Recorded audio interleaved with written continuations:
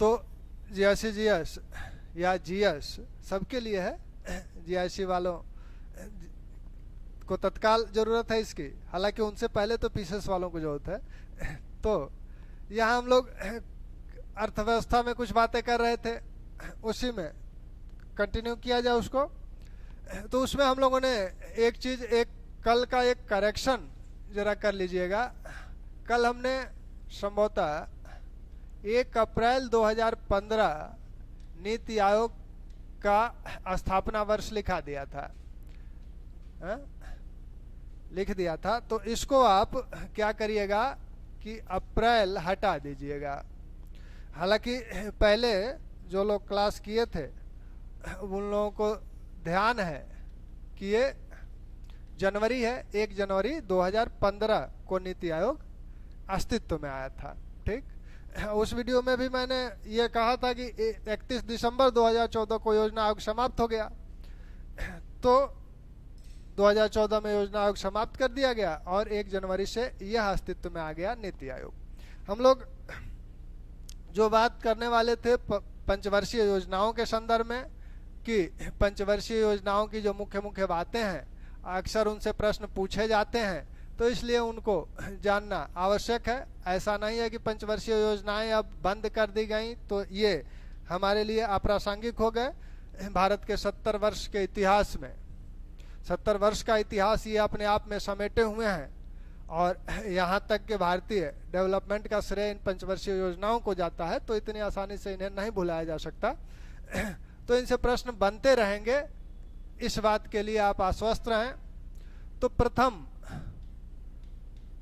पंचवर्षीय योजना, प्रथम पंचवर्षीय योजना जो है इसका काल आप जानते हैं, यह 1951 से 56 तक चली थी।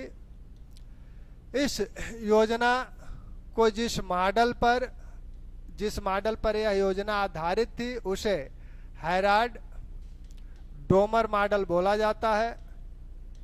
यह मॉडल कृषि पर बल देता है।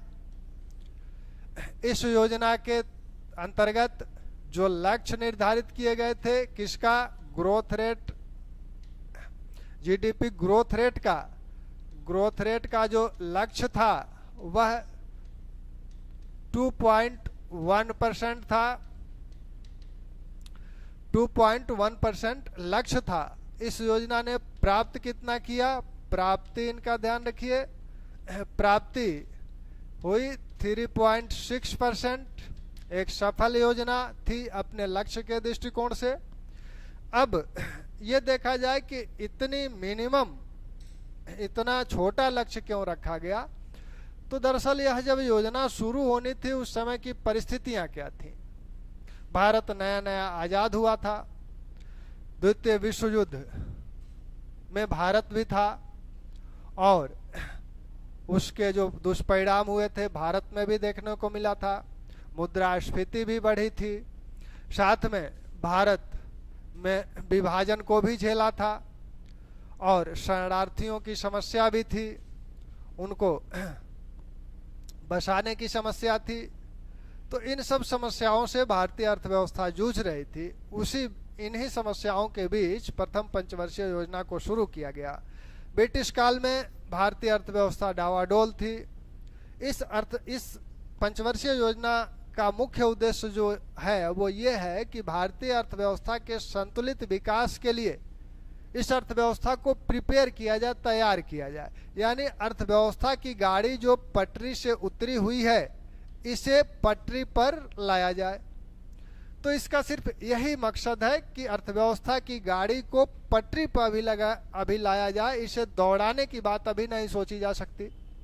तो पहले तो इसे पटरी पे लाया जाए, फिर दौड़ाने की बात होगी। तो भारतीय अर्थव्यवस्था को अभी पटरी पे लाया जा रहा है, यानी संतुलित विकास को शुरू करने के लिए प्रिपेयर किया जा रहा है, दौड़ के लिए वार्म अप किया जा रहा है। तो यह इसका लक्ष्य क्या है, इसका उद्देश्य क्या है? उद्देश्य है भारतीय अर्थव्यवस्था को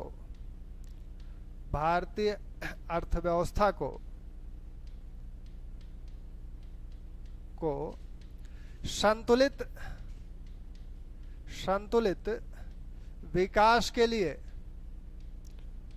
विकास के लिए तैयार करना।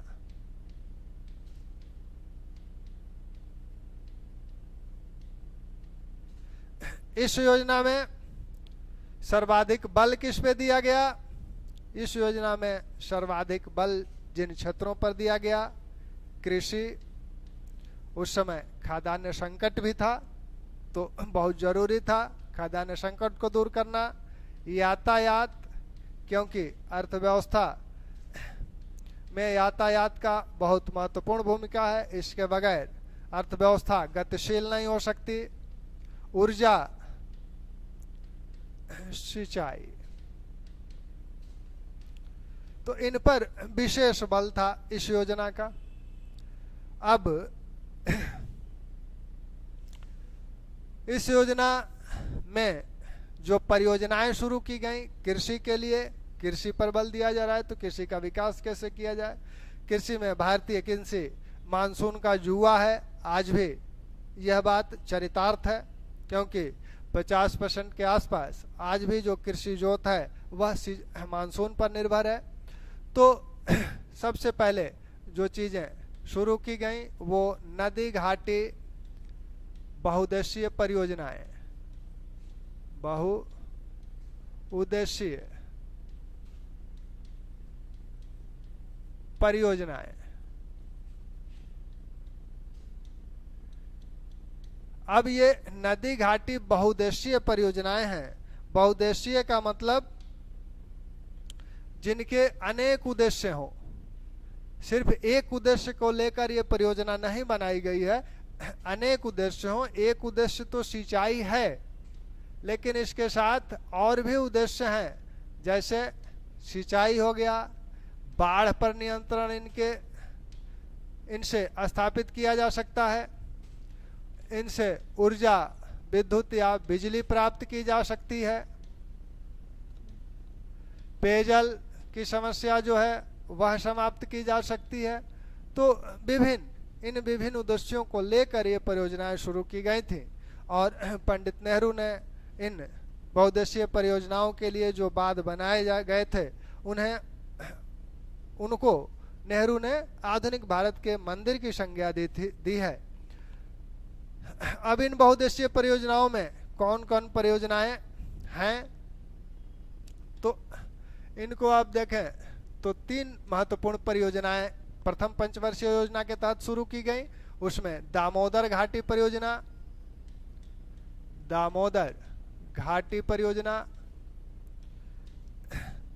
भाखड़ा नांगल परियोजना,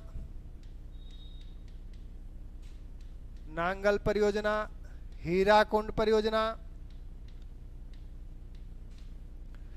यह बंगाल में शुरू की गई,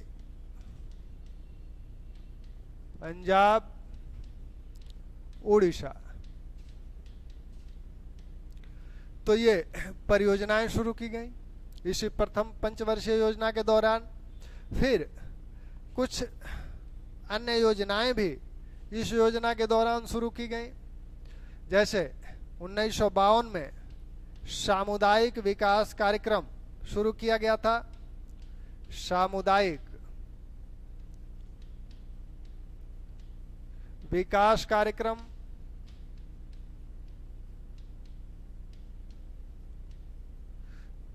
1953 में राष्ट्रीय प्रसार सेवा योजना, राष्ट्रीय प्रसार सेवा योजना शुरू की गई थी। ठीक, तो प्रथम पंचवर्षीय योजना के दौरान ये 3 महत्वपूर्ण नदी घाटी परियोजनाएं शुरू की गई। उसके बाद आपके 2 ये सामुदायिक विकास कार्यक्रम और राष्ट्रीय प्रसार सेवा योजना शुरू की गई।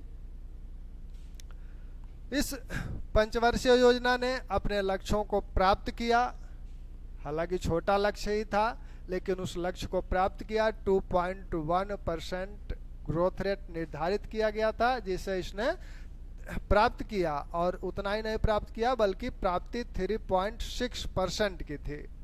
तो ये आपकी प्रथम पंचवर्षीय योजना थी।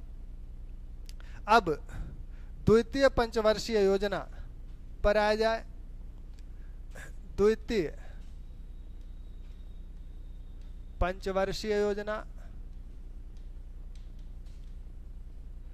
द्वितीय पंचवर्षीय योजना में हम लोग देखें कि इसका जो लक्ष्य है, एक तो इसका जो मॉडल है महाल नोविस मॉडल, मॉडल पर आधारित है। यह मॉडल भारी उद्योगों पर बल देता है। जो लक्ष्य था ग्रोथ रेट का वह निर्धारित किया गया था 4.5%। अचीव कितना हुआ, प्राप्ति जो हुई वो हुई 4% की। तो कुल मिला के भी ठीक ठाक स्थिति में चल रही थी। करना क्या था इसमें,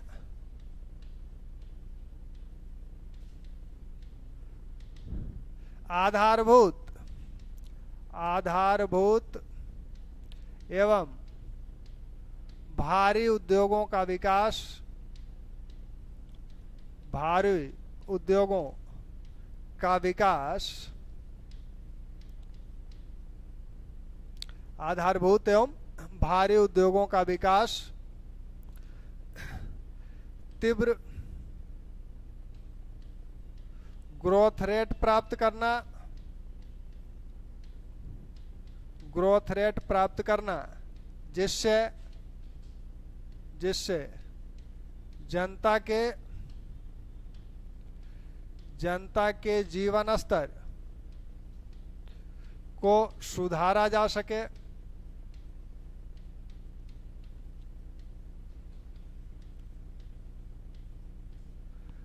यह चली कब से कब तक थी, 1956 से 61 के बीच।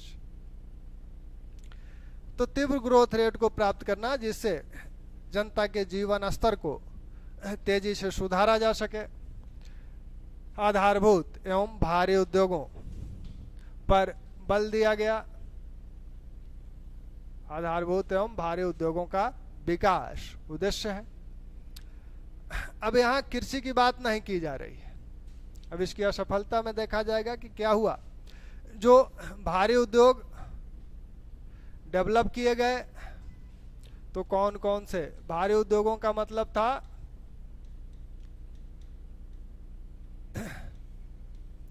लौह इस्पात उद्योग,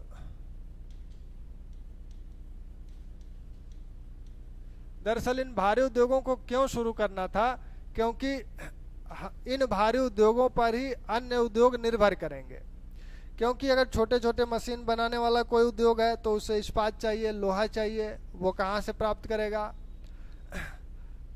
तो इन उद्योगों से उसे कच्चे माल मिल जाएंगे जिससे मशीनरी का निर्माण स्वयं भारत में हो सकेगा। अन्यथा भारत को मशीनरी का आयात करना होगा, उस पर अधिक विदेशी मुद्रा खर्च होगी। उतनी विदेशी मुद्रा हमारे पास है नहीं, और आगे के लिए भारत का औद्योगिकरण अगर करना है तो इन उद्योगों की स्थापना आवश्यक है। इसलिए इन उद्योगों की स्थापना हुई। आपका भिलाई लौह इस्पात उद्योग,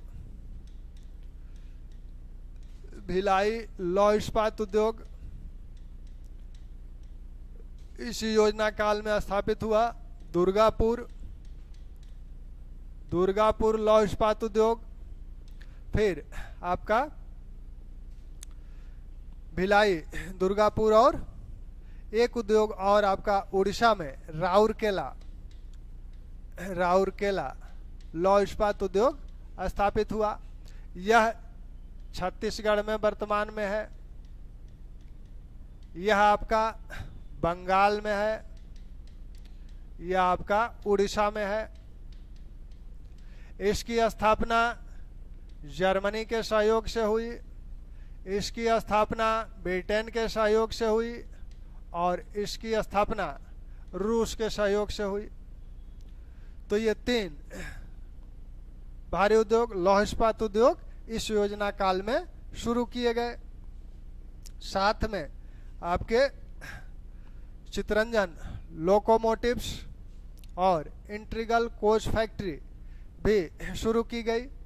तो चितरंजन लोकोमोटिव्स जो शुरू हुआ,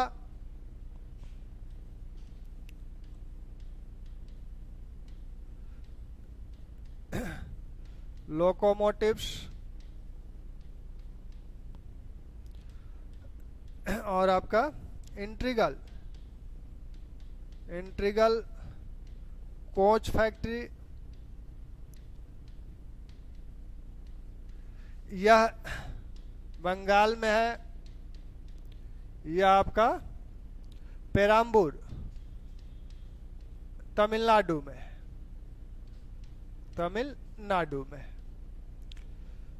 द्वितीय पंचवर्षीय योजना में क्या हुआ कि कृषि पर बल नहीं दिया गया, सारा फोकस उद्योगों पर किया गया। योजना काल में कुछ वर्ष मानसून विफल रहा, मानसून अच्छा नहीं रहा, जिससे चावल के उत्पादन में कमी हुई। इसी समय स्वेज नहर संकट उत्पन्न हुआ था, जिसका प्रभाव भारतीय अर्थव्यवस्था पर पड़ा। स्वेज नहर यूरोप को एशिया से छोटे मार्ग द्वारा जोड़ने वाला एक मार्ग है। इस पर मिस्र का अधिकार है, लेकिन फ्रांस और ब्रिटेन ने इस पर अधिकार के लिए मिस्र के साथ युद्ध किया, तो कुछ समय के लिए स्वेज नहर बंद थी। इससे इस क्षेत्र से आवागमन नहीं हो रहा था, तो वहां से कुछ जो मशीनरी आयात करनी थी वो भी नहीं हो रही थी, भारत से जो वस्तुएं आयात होनी थी वो भी नहीं हो रही थी। तो इन परिस्थितियों में इस पंचवर्षीय योजना ने अपने लक्ष्य को कितना पाया था? अपने लक्ष्य 4.1% जो लक्ष्य निर्धारित हुआ था, इसको लगभग प्राप्त किया था, 4% प्राप्त किया। लेकिन एक बात तो स्पष्ट हो गई भारतीय अर्थव्यवस्था में, अब वह इस समय से बार बार स्पष्ट होती है कि अगर हम भारतीय कृषि पर ध्यान नहीं देंगे तो हम अपने ग्रोथ रेट को अचीव नहीं कर पाएंगे। जब जब भारतीय अर्थव्यवस्था संकट में होती है, तब तब उसे उबारने का कार्य कृषि सेक्टर करता है। हालांकि कृषि सेक्टर का जीडीपी में योगदान अब 16-17% ही रह गया है, लेकिन फिर भी एक बहुत बड़ी आबादी कृषि पर निर्भर है। इस दृष्टिकोण से भारतीय अर्थव्यवस्था में कृषि का अभी भी बहुत महत्वपूर्ण रोल है। तो ये आपका द्वितीय पंचवर्षीय योजना थी। अब तृतीय पंचवर्षीय योजना पर आइए। तृतीय पंचवर्षीय योजना, इस योजना के दौरान क्या हुआ? योजनाकारों को एक सबक मिल चुका था कि कृषि को उपेक्षित नहीं करना है। तो तृतीय पंचवर्षीय योजना में कृषि को प्राथमिकता देते हुए औद्योगिक विकास को उद्देश्य बनाया गया। यह योजना जिस मॉडल पर आधारित है, सैंडी का डेमोन्स्ट्रेशन मॉडल, महालनोबिस मॉडल को बिल्कुल छोड़ा नहीं गया। महालनोबिस मॉडल, साथ में सुखमय चक्रवर्ती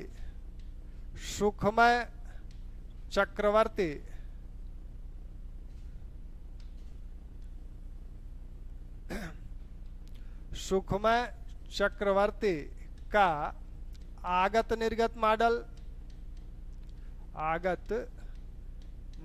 मॉडल भी साथ में था। तो इतने मॉडल पर यह पंचवर्षीय योजना आधारित थी।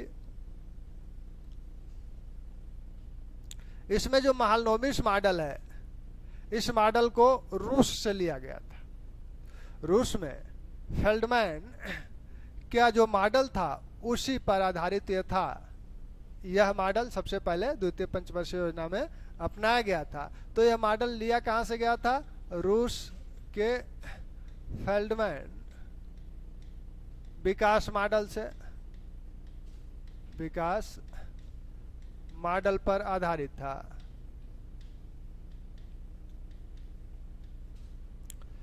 तो ये डिमॉन्स्ट्रेशन मॉडल, महालनोबिस मॉडल और आगत निर्गत मॉडल पर आधारित था।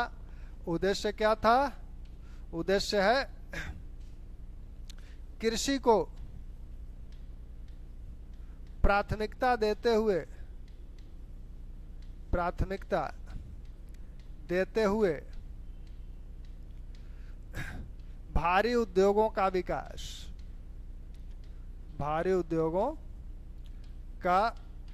विकास। योजना चली कब से कब? 1961 से 66 के बीच। कृषि को प्राथमिकता अब दिया जा रहा है, कृषि को उपेक्षित नहीं किया जा रहा है इस मॉडल में।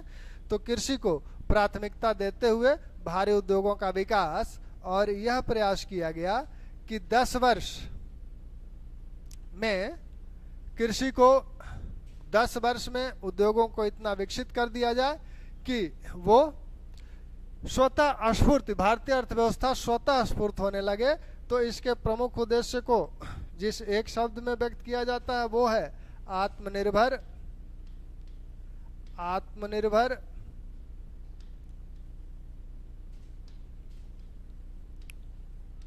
और स्वतः स्फूर्त अर्थव्यवस्था बनाना।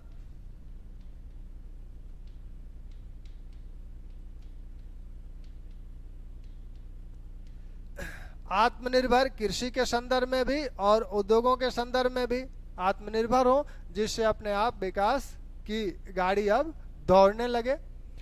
तो इनका जो प्रमुख उद्देश्य है आपका आत्मनिर्भर और स्वतः स्फूर्ति, भारतीय अर्थव्यवस्था को आत्मनिर्भर और स्वतः स्फूर्ति बनाना। इसको कैसे बनाया जाएगा? कृषि को प्राथमिकता देते हुए भारी उद्योगों के विकास द्वारा। यह प्रयास किया गया कि 10 वर्ष में हम मशीनरी निर्माण के संदर्भ में आत्मनिर्भर हो जाएं। भारी उद्योगों का इस तरह से विकास किया जाए कि हम 10 वर्ष में स्वयं मशीनरी का निर्माण करने लगे। इस योजना के दौरान जो योजनाएं शुरू की गई, बोकारो स्टील प्लांट इसी तृतीय योजना के दौरान शुरू हुआ। बोकारो स्टील प्लांट झारखंड में है।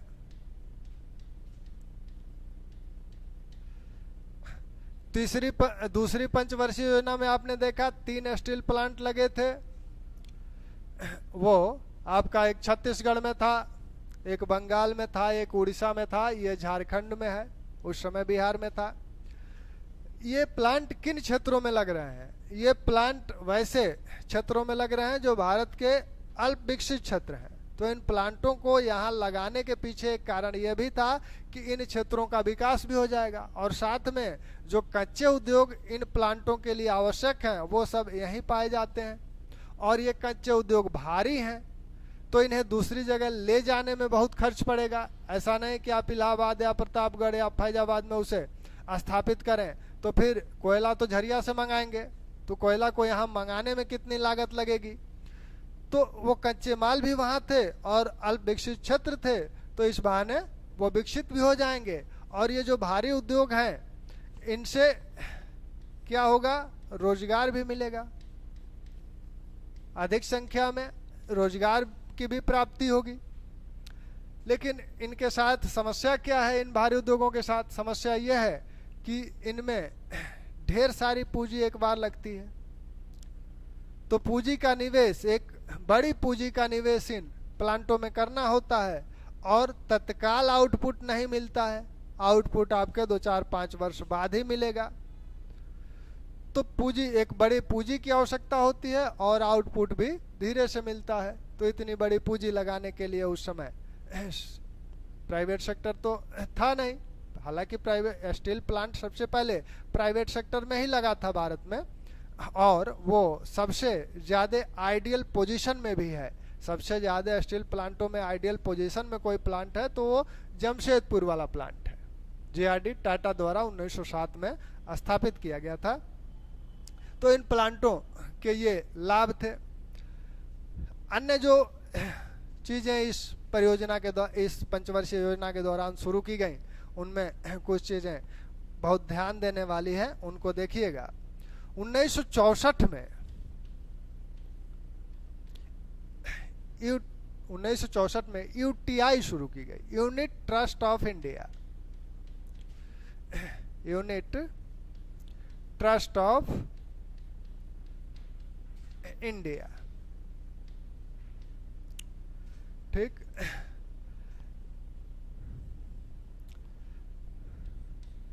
आईडीबीआई भी शुरू की गई, इसी समय आईडीबीआई का भी गठन हुआ। Industrial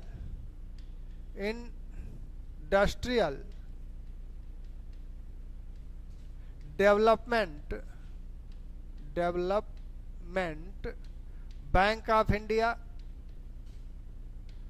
bank of India, IDBI शुरू हुआ।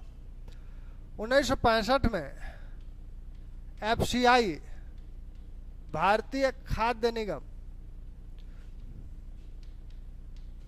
भारतीय खाद्य निगम शुरू किया गया, स्थापित किया गया।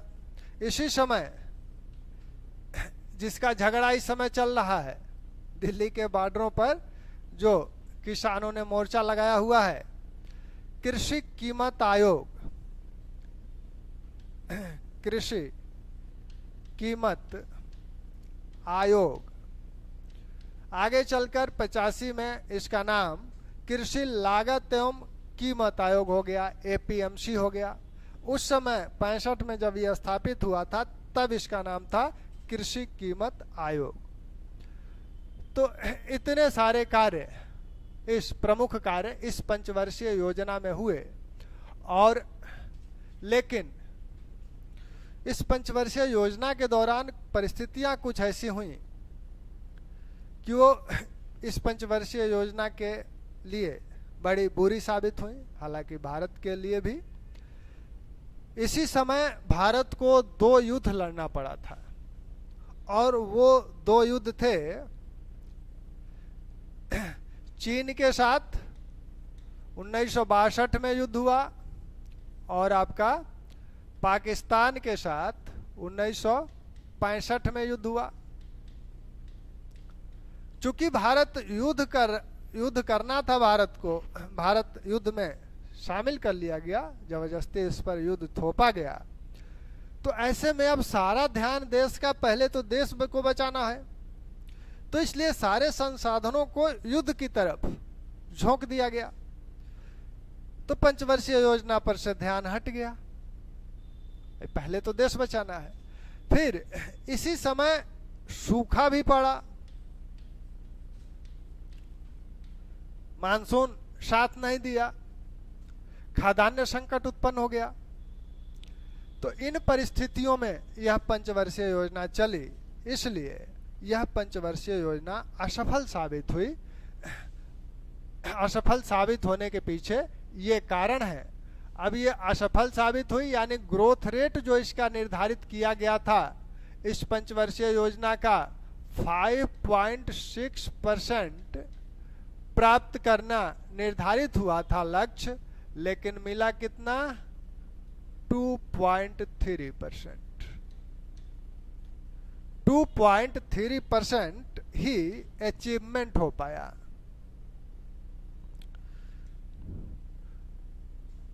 2.3% ही हम लोग अचीव कर पाए, और लक्ष्य था 5.6% का। 12 पंचवर्षीय योजनाओं में सबसे असफल पंचवर्षीय योजना तीसरी पंचवर्षीय योजना मानी जाती है। परिस्थितियां आप देख ही रही हैं, किन परिस्थितियों के कारण ये असफल हुई। चूंकि युद्ध हो रहा था, तो ऐसे में जो संसाधन थे वो देश की रक्षा के लिए लगा दिए गए, यहां से ध्यान हटा। दूसरी बात क्या हुई कि खाद्यान्न संकट उत्पन्न हुआ, तो खाद्यान्न संकट से छुटकारा पाने के लिए क्या किया जाए, तो इसके लिए अमेरिका के साथ एक संधि करनी पड़ी। अमेरिका के साथ PL 480 समझौता करना पड़ा। समझौता हुआ और इस समझौते के तहत क्या हुआ, गेहूं का आयात करना पड़ा। गेहूं का आयात करना पड़ा। इसी पंचवर्षीय योजना के दौरान क्या देखने को मिलता है, इसी योजना के दौरान यह देखने को मिलता है कि जो गैर योजनागत व्यय हैं, गैर योजनागत व्ययों में वृद्धि,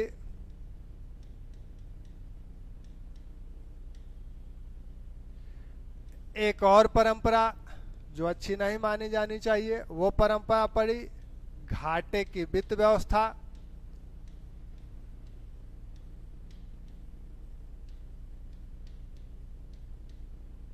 ठीक, तो इस तृतीय पंचवर्षीय योजना के ये परिणाम निकले। अब भारतीय अर्थव्यवस्था इस स्थिति में नहीं है कि वह अगली पंचवर्षीय योजना को शुरू कर सके। ऐसे में अब नई पंचवर्षीय योजना को नहीं शुरू किया जा रहा है। अब क्या किया गया कि 3 वार्षिक योजनाएं चलाई गई। यानी जैसा कि कल बात हुई थी कि प्रथम योजना अवकाश इस समय देखने को मिला। 3 वार्षिक योजनाएं आपकी चली 1966, 67, 1967, 68, 1968, 69। इन्हीं 3 पंचवर्षीय योजनाओं के दौरान क्या देखने को मिला, इन्हीं 3 पंचवर्षीय योजनाओं के दौरान, इस योजना के दौरान हमें क्या मिला, भारत में प्रथम हरित क्रांति। प्रथम हरित क्रांति। प्रथम हरित क्रांति किसी पंचवर्षीय योजना में नहीं है, बल्कि वो 1 वर्षीय योजनाओं के अंतर्गत भारत में शुरू हुई। 1966-67 में प्रथम हरित क्रांति देखने को मिली। और इन्हीं वार्षिक योजनाओं के दौरान हमें क्या मिला, नरीमन समिति की संस्तुतियों के आधार पर, नरीमन समिति की संस्तुतियों के आधार पर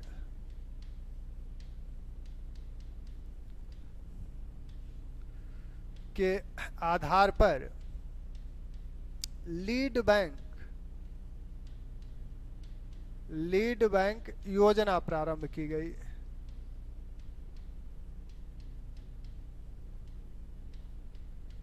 लीड बैंक योजना ये थी कि इसमें जिले में किसी एक बैंक को, जिले के सभी बैंकों, जिले में जितने बैंक थे उन सभी बैंकों को किसी एक बैंक द्वारा लीड किया जाना था।